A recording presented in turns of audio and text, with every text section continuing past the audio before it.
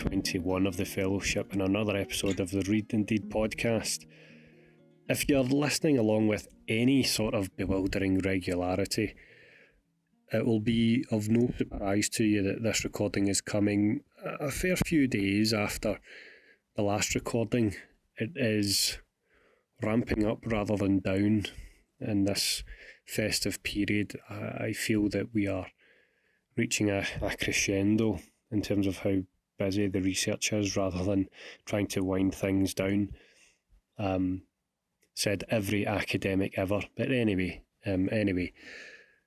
that somewhat disguised moan aside, everything's going pretty well on that front, and really enjoying it, but that's not the point of why I'm with you today. I am actually recording this in a tiny wee sound booth in my upstairs office at home, with a soundproof pad on my desk and a blanket over my head to reduce sound. I'm not in the office, I'm not in the place that I've usually optimised for recording these podcasts, and you'll have noticed that some previous episodes have just completely thrown in the towel on that front and recorded things from my phone as I'm watching my dog deposit the last of his daily breath outside. But I described that today because the reason all of this is happening is I am working from home for the rest of the year.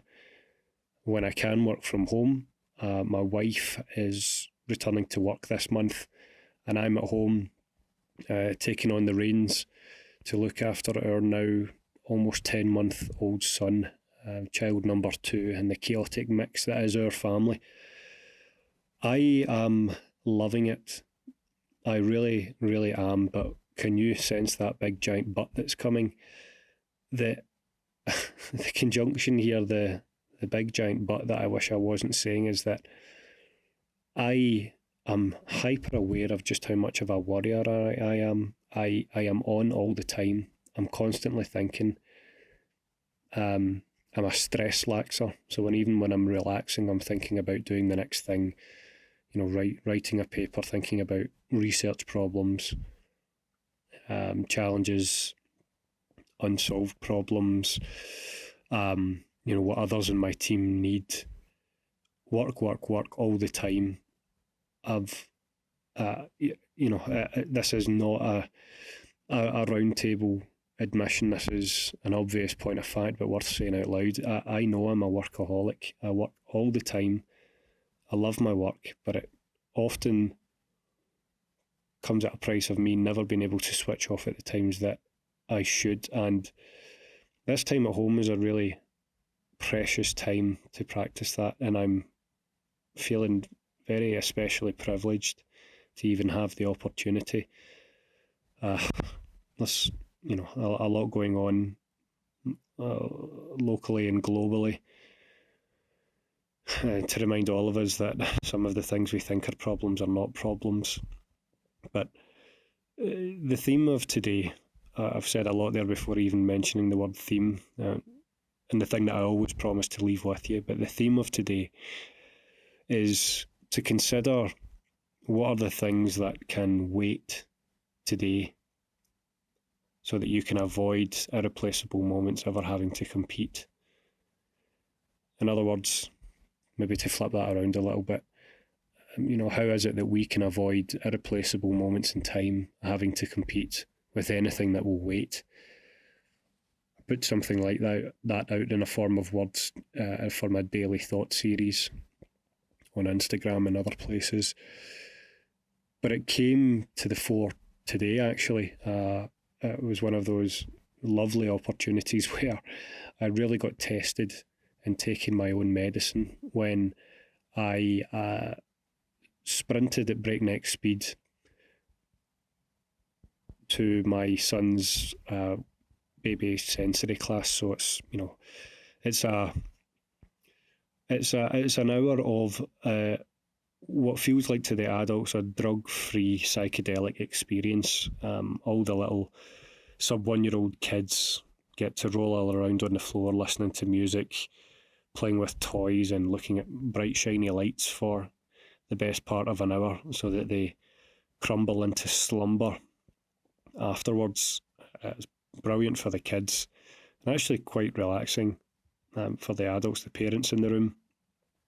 And you can see just how few dads make it along to these things when, I just became accepting of the fact that the host of these little baby sensory sessions is going to refer to the room as ladies rather than ladies and gentlemen. But there's a topic for another podcast, but I'm seeing it firsthand now.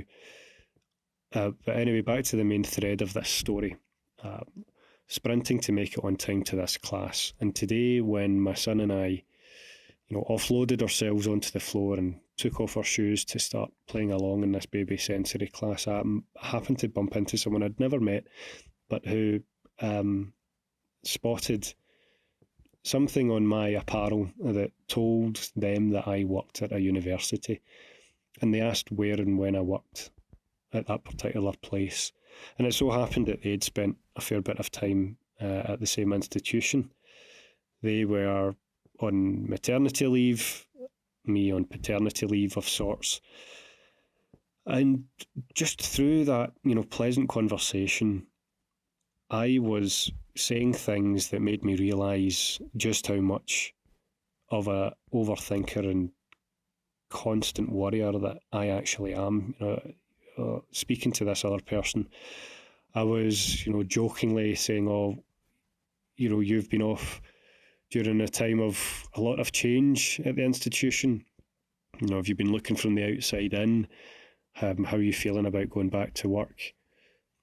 Now, all things that I've thought about myself and all things that have made me worried, because I'm constantly fighting the battle between enjoying those precious moments and overthinking the stuff that can wait. But this person was just taking it all in their stride, completely in the moment, in the room, and then answering me, saying things like, I'll tackle those problems when they come. I'll take it day by day. I'll think about the job when I go back to it, but not right now. And I completely and utterly admire that, to the point of near envy, because I'm trying to cultivate that. I'm not in any way great at it, but I'm taking the vast majority of this month as a reminder that, once again, to repeat today's theme, there are times where you need to consider, where are the irreplaceable moments, and how can you avoid irreplaceable moments in your life competing with anything that will wait.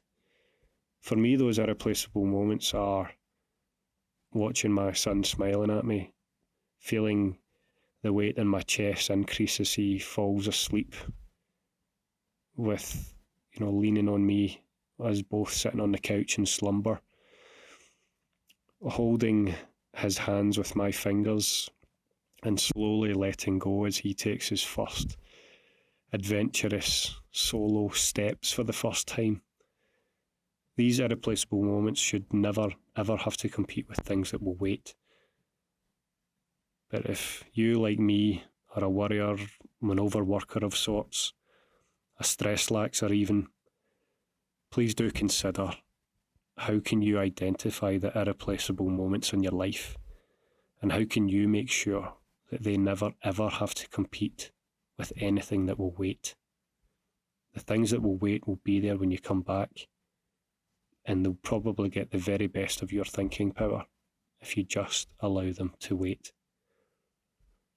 Thanks again, as always, for being here. A reminder that if you've got any questions about this episode or previous episodes, please do reach out using the Q&A form on the podcast website pages.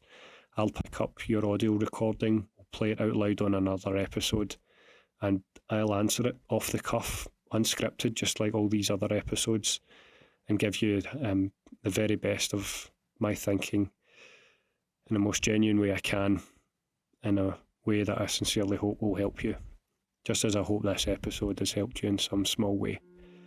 I'll see you again soon for another episode of the Read Indeed podcast. Take care.